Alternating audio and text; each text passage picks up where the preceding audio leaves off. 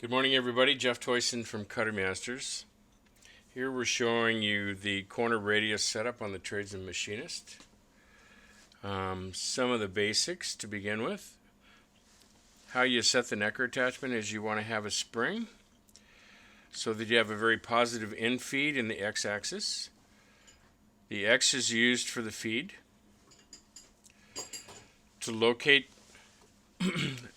the tool on the y-axis, there's a backstop here.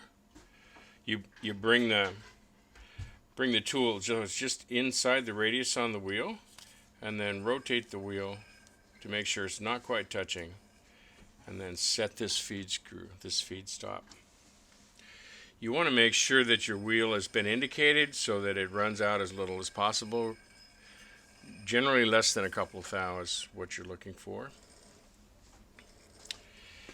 And then once you get set up, we'll turn the machine on a very low speed. Once this y-axis backstop is set, it's just like the reamer. You can plunge the grind.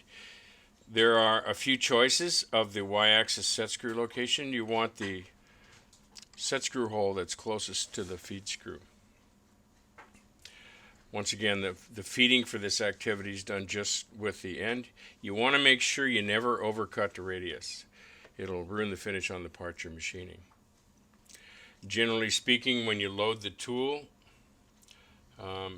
once it's loaded, make sure all your settings are tight, the collet is nice and tight. It's good practice to indicate the end mill if you've got shank exposed. But if you don't, then just watch for any error.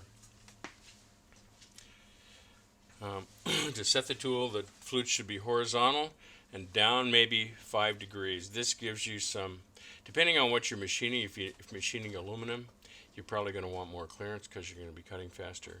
So you tip the tool down to obtain that clearance.